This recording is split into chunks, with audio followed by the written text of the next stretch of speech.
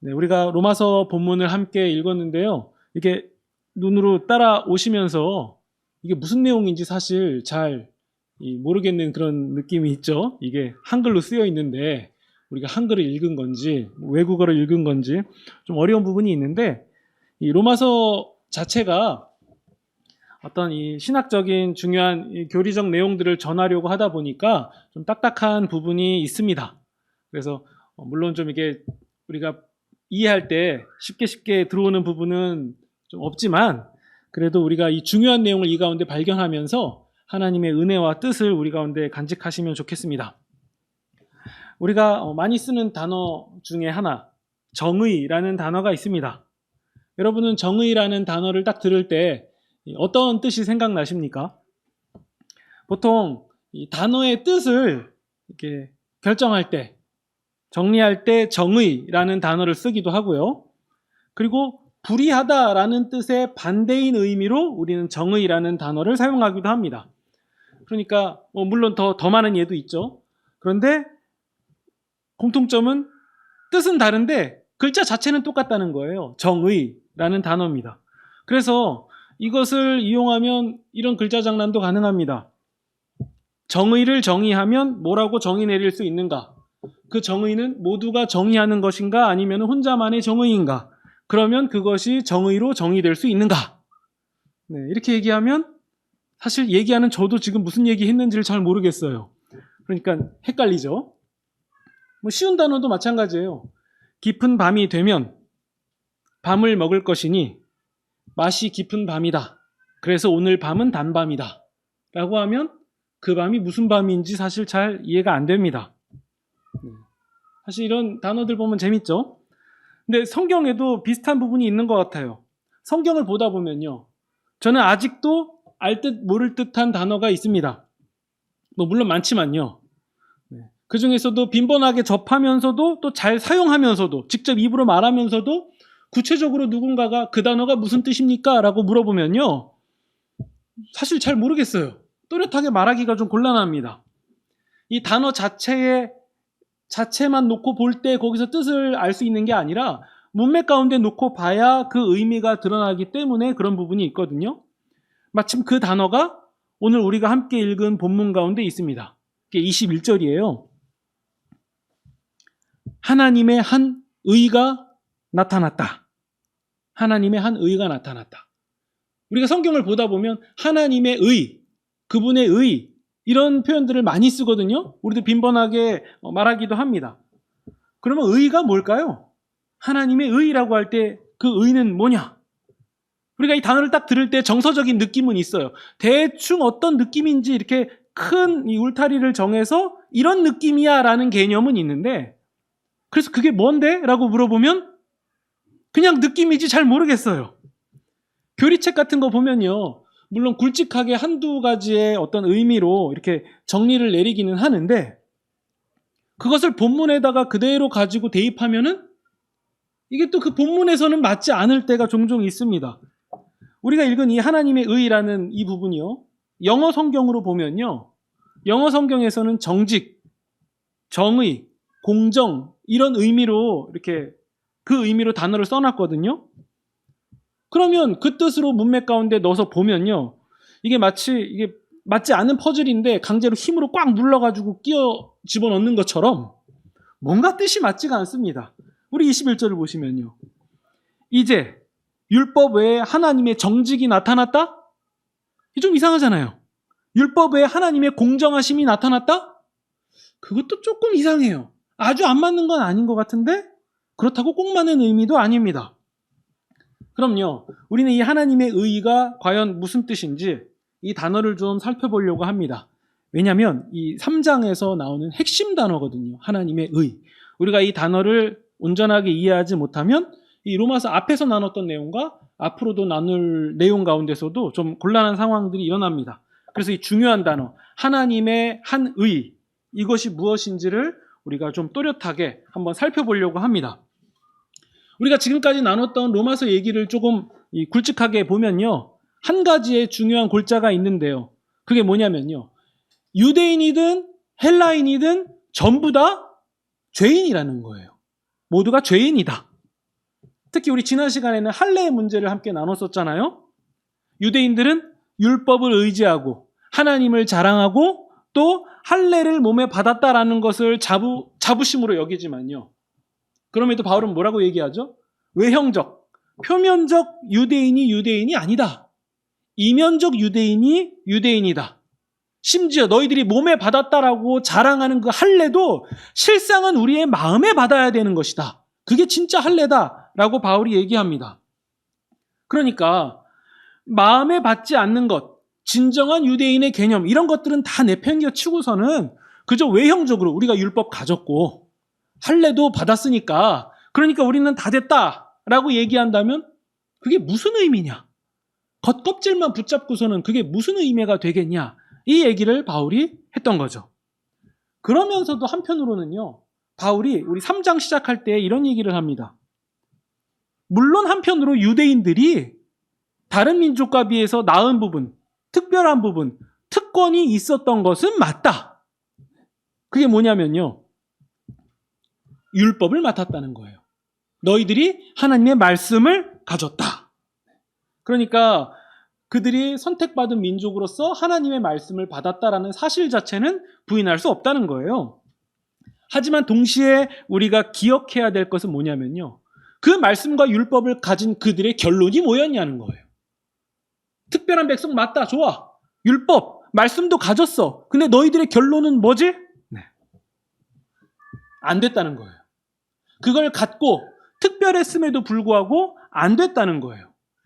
율법은 받았지만 그들은 그 율법을, 그 말씀을 지킬 능력은 되지 못했다. 율법을 글자로는 제대로 알고 있었지만 그 글자 안에 담겨있는 율법의 온전한 정신, 하나님의 마음, 하나님의 의도는 하나도 알지 못했고 결국 율법을 지킬 능력, 그것도 없었다. 그저 너희들은 율법 앞에서 좌절만을 맛봤을 뿐이다. 이게 바울의 가르침입니다. 우리 20절을 보시면요, 이렇게 정리합니다. 율법의 요구를 다 준수할 수 있는 육체는 누구도 없었다. 실존적으로 그게 가능하지가 않았다. 어느 누구도 율법 앞에서 지키지 못했고 좌절만을 맛봤다. 이게 유대인들의 결론이었던 거죠. 그런데요, 우리가 여기서 사실 이런 생각을 한번 해볼 필요는 있습니다. 하나님이 그 율법을 가진 유대인들이 연약할 것이라는 것을 과연 모르셨을까요? 하나님이 그 부분을 고려하지 않고 그냥 율법만 덜렁 던져놓고서는 니들 잘해봐. 하나님이 그렇게 하셨을까요? 아니라는 거죠. 하나님이 절대 그것을 모르셨을 리가 없죠. 하나님이 애굽에서 종살이하는 유대인들을 홍해를 가르고서는 건져내셨습니다. 그들을 구출하셨어요. 그런데 유대인들은 홍해에서 나오자마자 광야에서 무엇을 하냐면요, 불평과 불만을 합니다. 아니 왜 우리가 이 고생을 하냐? 아니 왜 우리가 이렇게 돼야 되냐? 근데 그들이 불만을 할 때는 언제냐면요, 아직 율법을 받기도 전이었어요. 하나님의 계획은 이들을 구출해내서 광야를 지나 시내산에서 율법을 주시려고 하는 거였는데, 아니 시내산에 가기도 전에 불만부터 하는 거예요. 아 이게 뭐냐? 아 이게 다 뭐야? 안 나왔으면 안 해도 될 고생을 우리는 하고 있다. 투덜대고 또 투덜대고. 하나님이 그때 딱 보셨을 때 이게 각이 나오지 않을까요? 아 얘네한테 율법 줬다간 내가 괜히 귀한 거 줬다가 망가지는 거 아닌가? 마치 돼지에게 진주 던져주는 격 되는 거 아닌가?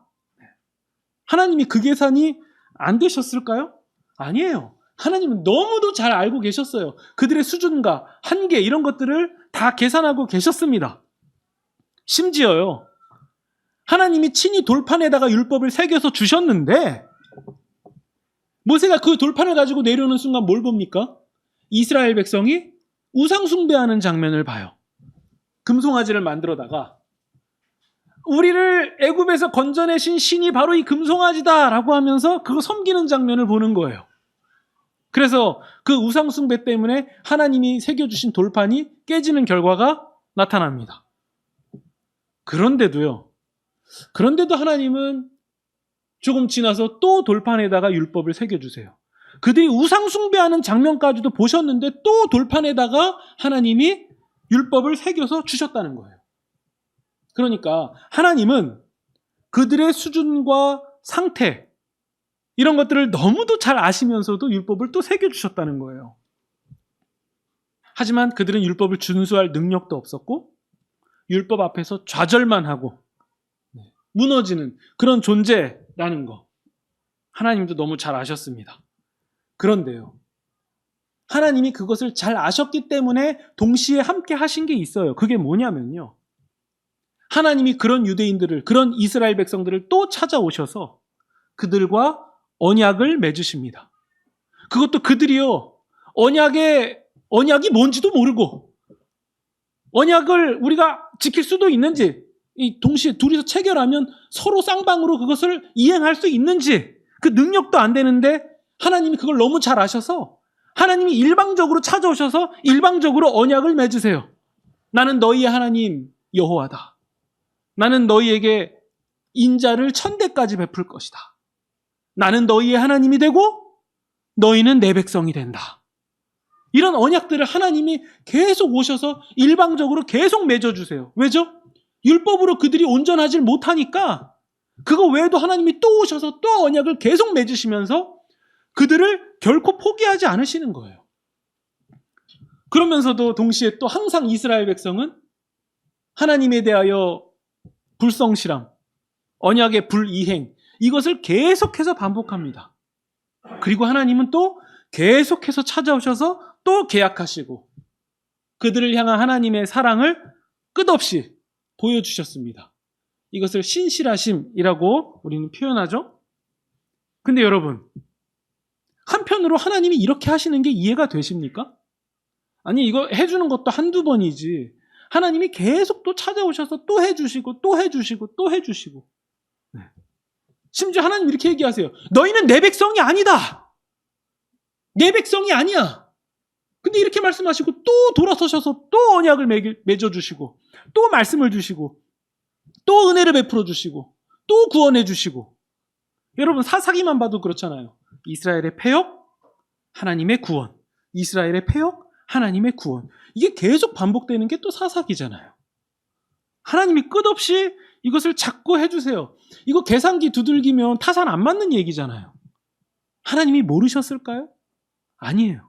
하나님이 알고 하셨어요. 근데 하나님은 왜 하셨죠? 율법을 지킬 능력도 없고 수준도 안 되고 실력도 없고 아무것도 안 되는 그들에게 하나님이 끊임없이 하시는 이유. 우린 사실 이 부분만 놓고 계속 보면요, 이해는, 하나님이 왜 그러시는지 이해는 잘 안 되지만요, 사실 곰곰이 따져보면 우리에게도, 우리 인간 세계 속에서도 이런 부분이 조금 있는 것 같아요. 대표적으로 자녀를 키울 때 좀 그러지 않습니까? 얘를 딱 보면 점수가 나오거든요. 근데도 얘를 교육시키는 것을 포기하지 않아요. 키우면서 하지 말라고, 그렇게 하면 혼난다고 주의도 하고. 왜 주의를 줍니까? 보면 각이 나오거든요. 얘가 말 안 들을 거. 근데 주의를 주고 또 약속도 하고, 분명히 이거는 잘 못한 건데도 선물까지, 상까지 주면서도 격려하고 또 믿어줘요. 근데 또 한편으로 얘가 못할 거 뻔히 예상하고 있거든요. 벌써 그쪽 시나리오를 다 그리고 있어요. 그래서 한숨도 나와요. 그런데도 믿어주고 지지하고 응원하고 심지어 틀렸음에도 편까지 들어줘요.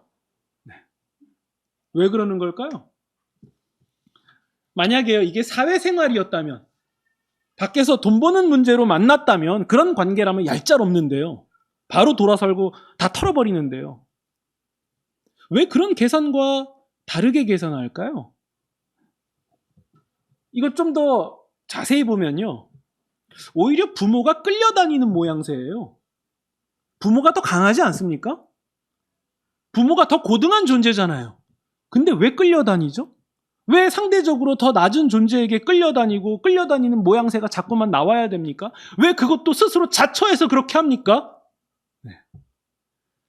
과연 이것을 사랑이라는 단어를 빼고 설명할 길이 있겠습니까? 사랑이었던 거예요. 사랑하니까 이게 계산하고 안 맞고 다 이게 뭔가 이상한데, 이게 사랑의 관점으로 보니까 이상하지 않은 거예요. 분명히 이상한 건데. 우리는 사회에서 그런 일이 펼쳐지면 이상하다고, 불합리하다고 따지고 목소리를 높였을 텐데, 이게 사랑이라는 틀 안에서 보니까 분명히 이상한 건데 이상하지 않은 일이 돼버리는 거예요. 하나님도 좀 그러신 것 같아요. 하나님이 마치 끌려다니는 모습, 하나님이 질질 끌려다니는 모습을 보여주시지 않습니까? 이거 하나님 모양새, 하나님 체면에 너무 안 맞잖아요. 하나님은 뭔가 강력하고 단호하게 그냥 확 해버리실 수 있는 분 같은데 질질 끌려다니세요. 내 백성이 아니라고 말씀까지 하시면서 돌아서서 다시 또 내 백성이라고 너무 그렇게 챙기세요. 사랑하셔서 그랬던 거예요. 그렇게 이 패역한 이스라엘, 수준도 능력도 안 되고 실력도 없는 이스라엘 백성에게 하나님이 말씀을 주시고 율법을 맡기시고 그래도 잘 안 되면 또 찾아가셔서 일방적으로 언약하시고 또 내 백성이 아니라고 하시면서 선지자를 보내시고 말씀하시고 언약하시고 전지전능하신 그 하나님께서 그렇게까지 하신 이유는 바로 사랑 때문이었습니다. 그런데 하나님이 이렇게 끝없는 사랑을 보여주셨음에도 불구하고 결국 이스라엘 백성이 보여준 율법을 가졌다라고 자랑한 그들의 결론은 뭡니까? 19절 중반 부분부터 나옵니다. 모든 입은 다물어질 뿐이었고 할 말이 없었고 온 세상은 하나님 앞에서 유죄라는 사실이 드러났을 뿐이다. 하나님이 그 고결한 것을 맡겼음에도 불구하고 결국 그것을 맡은 자들은 유죄라는 사실만을 드러냈다는 거예요. 20절입니다. 어떤 인간도 율법의 요구를 이룰 수 없었기 때문에 행위로는 하나님 앞에서 의롭게 되었다. 이것에 이르지 못했다는 거예요. 그래서 온 세상은 하나님 앞에서 유죄다라는 얘기예요. 여러분, 만약 율법이 없었다면 하나님 보시기에 무엇이 죄인지 아닌지를 알지 못했을 겁니다. 왜냐면요, 사람들은 저마다의 선악의 기준을 다 각자 가지고 있기 때문에 그 기준을 사용하느라 난잡한 세상이 되었을 거라는 거죠. 우리가 사는 세상 자체만 놓고 봐도 그렇습니다. 결국에는 약육강식으로 가는 세상, 약육강식인 세상을 우리가 살고 있지 않습니까? 나라와 나라 사이를 보세요. 무엇이 선입니까? 강국이 제정하는 것이 곧 법이에요. 강국이 하자는 대로 하는 것이 법이고 흐름이고 선입니다. 심지어 더 작게 나라 안에서만 놓고 보세요. 그 나라에 법이 있으면 뭐합니까? 강하면, 능력 있으면 법 위에서도 군림할 수 있는 게 세상 아닙니까? 우리가 경험하는 세상이 그렇잖아요. 내가 잘못하는 것과 권력자, 가진 자가 잘못하는 거랑 똑같이 법정 앞에 갈 때 똑같은 판결 납니까? 아니잖아요. 쓰는 만큼 가진 만큼 형량을 줄일 수도 있잖아요. 결국 딱 하나의 결론에 이르게 되는 거죠. 온 세상은, 모든 인간은 하나님 앞에서 죄인이다. 하나님 앞에서 죄인이다. 이것이 사실이라는 거예요. 그래서 23절처럼 표현합니다. 모든 사람이 죄를 지었기 때문에 하나님의 영광에 이르지 못하게 되었다. 하나님의 영광에 모든 인간은 이르지 못하게 됐다. 이걸 좀 더 자세히 표현하면 인간은 자기의 능력, 자기의 가진 것, 자기의 자원, 자기의 모든 것을 가지고도 하나님의 영광에 이르지 못하는 존재, 그게 인간이라는 거예요. 인간 스스로는 도무지 구원에 이르지 못하고 하나님의 영광에 나아갈 수 없다. 물론 여기서요, 죄인이라는 단어도 좀 더 분명하게 할 필요가 있습니다. 우리는 죄인이라는 단어를 볼 때 단순히 죄 지은 사람만 죄인이다라는 이 좁은 의미로 이해하기 쉬운데요. 단순히 그 정도의 의미가 아니라 죄의 유혹 앞에서 흔들리는 존재, 죄 앞에서 무능할 수밖에 없는 존재, 그리고 선을 행하기를 원하면서도 동시에 한편으로는 머릿속으로는 죄를 생각하고 있고 죄에서 벗어날 수 없는 존재, 그 존재가 죄인이라는 거예요. 동시에 하나님이 창조하신 본연의 온전했던 인간에서 벗어난 인간, 쉽게 표현하면 곧 죽을 수밖에 없는 존재, 그 존재를 성경은 죄인이라고 얘기하는 거예요. 그러니까 우리가 좁게 생각하는 죄보다 훨씬 큰 거죠. 결국 하나님이 원치 않은 것을 생각하면서 기뻐하는 그 존재 자체가 죄인이라는 거예요. 죄인이니까 하나님이 싫어하시는 것을 생각하면서 한때는 기뻐할 수도 있는 거예요. 게다가요, 우린 로마서를 보면서 바울이 유대인을 자꾸 지적하고 혼내는 것 같은 느낌이 드는데요. 바울이 유대인에게 악감정이 있어서 그렇게 유대인만 집중한다기보다도요, 이 의미인 거죠. 아니, 유대인도 안 됐다는 거예요. 율법을 맡았고 하나님께 말씀을 받은, 선택받은 유대인도 안 됐다. 그러면 너희는? 그러면 이방인들은? 너희는 되냐?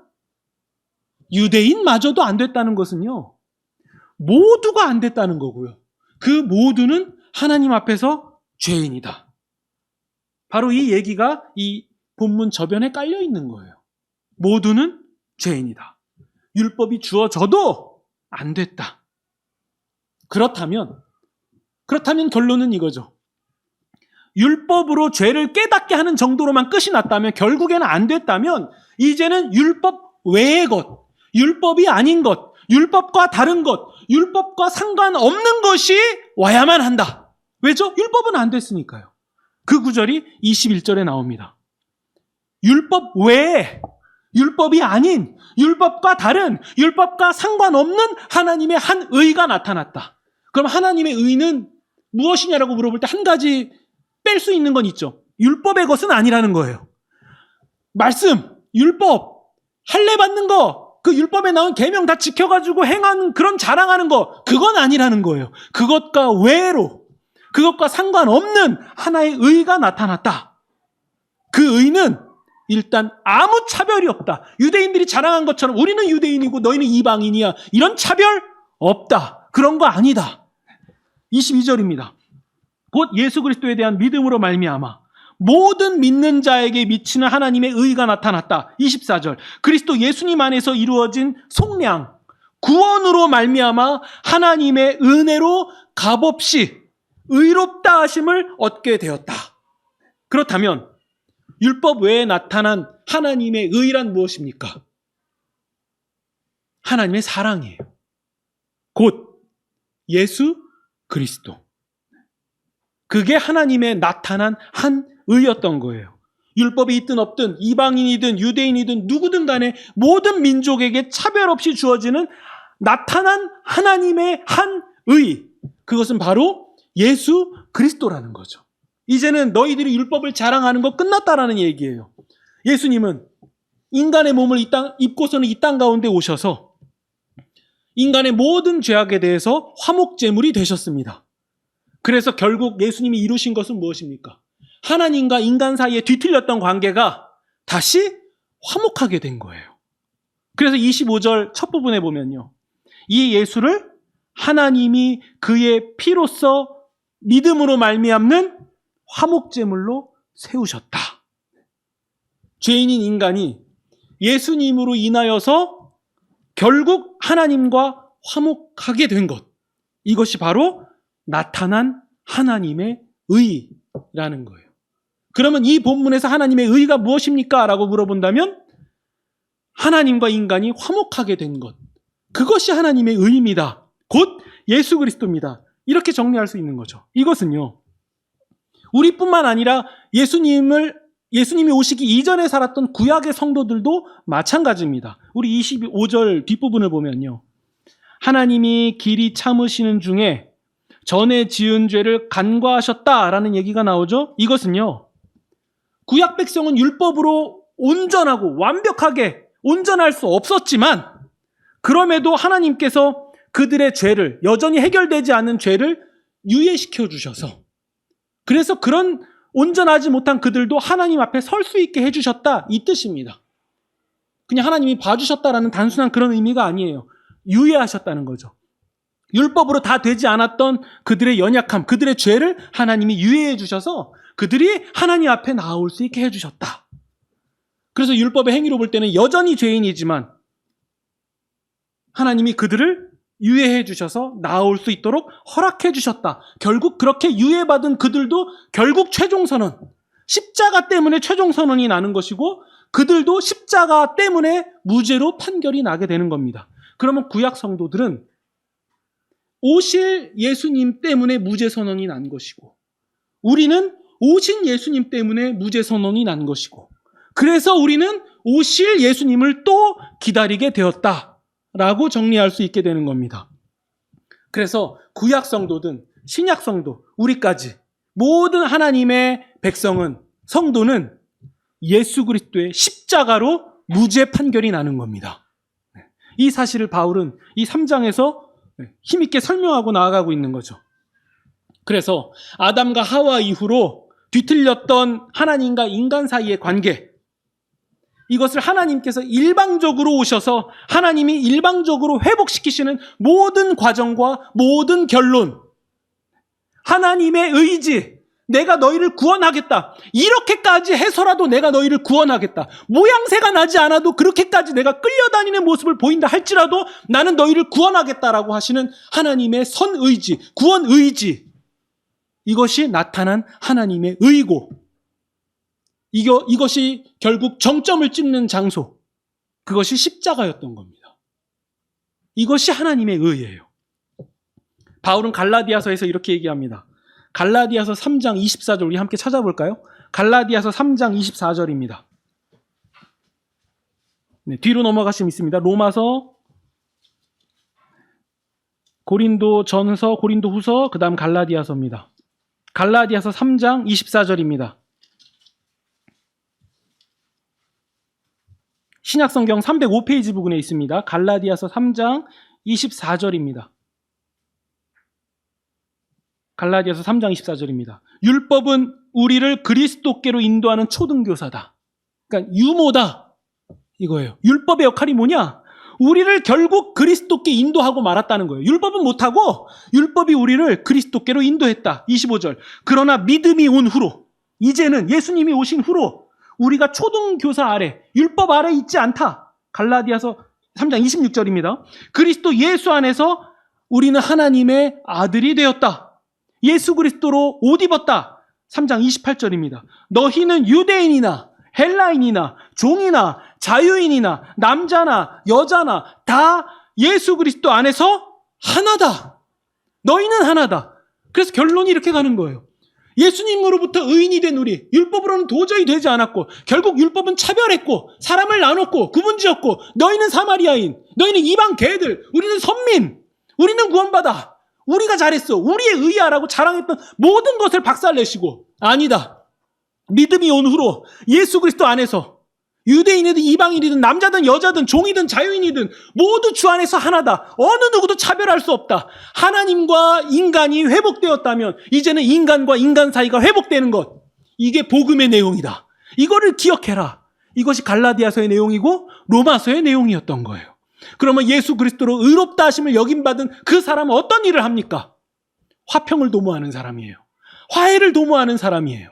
갈등을 중재하는 사람들이에요. 주님의 사랑과 은혜와 평화를 이 땅 가운데 뿌리는 사람들이 하나님의 백성이라는 거예요. 결국 우리는 복음 안에서 이 비밀을 발견하게 되는 거죠. 결국 우리는 율법을 통해서 예수님께 인도함을 받았다. 모두는 죄인이다. 똑같이 예수님이 필요한 공통된 사람이다. 이 안에서 어떠한 차별도 없다. 그저 화평과 화목, 화해뿐이다. 그렇다면 이것을요, 좀 멋지지 않지만 정말 우리의 피부에 와닿게 적용하자면요, 내가 예수님 믿는다면, 우리 가정이 예수님 믿는다면 그 안에 화평과 화목이 있어야 돼요. 화해가 일어나야 됩니다.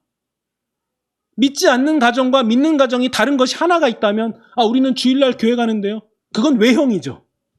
그건 외형이죠. 외형도 지켜져야 되지만 싸우지 않는 거, 갈등과 분열이 있어도 화해하려고 애쓰는 거. 물론 우리의 실존을 살다 보면 늘 화해해야지, 화목해야지, 됐어, 끝내자, 이거 안 돼요. 얼마나 갈등과 골이 그 안에 있고 해결되지 않은 아픔과 절망이 있습니까? 그럼에도 포기하지 않는 것, 내 능력으로 안 되는 거 알면서도 포기하지 않는 것, 용납하고 이해하고 받아주고, 또 좌절할 거지만 포기하지 않는 것. 왜죠? 살아있으니까요. 예수에 대하여 살아있으니까 포기하지 않는 거예요. 그게 세상과 다른 겁니다. 받아주는 거. 내가 강자의 위치에 갈 때 군림하지 않고, 내가 외형적으로 뭔가 가졌다고 해서 지배하고 착취하고 힘을 쓰는 것이 아니라 도리어 화평과 화목을 도모하는 것, 세워주는 것, 격려하는 것, 이게 복음을 가진 자들이에요. 만약 한국교회가 모든 성도들이 자기가 속한 영역에서 이 정신을 구현한다면, 양보할 줄 알고 배려할 줄 알고 이해해 줄 줄 알고 나의 권리를 포기해 줄 줄 아는 이 모든 것들이 풍성하게 일어난다면 어떻게 사회에서 교회가 사회악이 될 수 있겠습니까? 하나님은 틀리지 않았어요. 하나님은 신실하십니다. 그저 우리가 틀렸을 뿐입니다. 그렇다면 이 부분을 기억해야죠. 복음의 정신, 믿음으로 새롭게 된 사람들은 화해와 화평을 도모한다. 하나님께 대하여서만 살았다. 그래서 나는 세상에 대하여서 나의 권리를 포기할 수 있다. 화목해 할 수 있다. 화평케 할 수 있다. 우리가 그렇게 이 모든 것을 결정하고 고백할 수 있는 이유는 하나입니다. 우리가 불의하다 할지라도, 우리가 패역하다 할지라도 하나님의 신실함은 언제나 동일하셨기에 우리가 그 하나님을 의지할 수 있어서 우리가 권리 포기할 수 있는 거예요. 그냥 도덕 차원에서 포기하는 게 좋아서 하는 거예요가 아니라 하나님의 신실하심이 여전히 오늘도 우리에게 유효하시기에 우리가 그것을 가졌기에 작은 것을 포기할 수 있는 거예요. 내가 1,000만 원을 가지면 100원, 10원짜리 포기할 수 있듯이 하나님을 가졌기에, 복음을 가졌기에, 생명을 가졌기에, 구원받았기에 세상에 대하여서 포기하는 연습을 할 수 있는 거예요. 그래서 우리는 날마다 죽는다라고 고백하는 거죠. 왜죠? 그 날마다 죽는 게 실상은 하나님에 대하여 사는 길이었기 때문에 그렇습니다.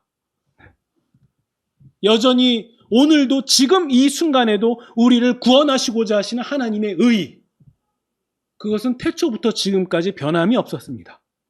내가 패역하다 할지라도, 내가 불순종한다 할지라도 하나님이 당신의 모양새까지 깎아가시면서 우리를 포기하지 않으시는 하나님의 그 의지, 그게 오늘 본문에 나오는 나타난 하나님의 한 의입니다. 그래서 나 자신을 바라볼 때 낙심할 만한 요소들, 그것들에 집중하지 마시고 반대로 뒤집어서 내가 충분히 기쁘고 과분하고 의수될 수 있는 일에서도, 그런 가운데서도 나를 구원하신 하나님의 사랑과 예수 그리스도의 은혜를 바라보시면서 요동하지 않고 일희일비하지 않고 언제나 소망 가운데 주어진 삶을 묵묵하게 걸어 나아가시는, 그렇게 이 삶을 지나가시는 그런 저와 여러분이 되시기를 주님의 이름으로 축원드립니다.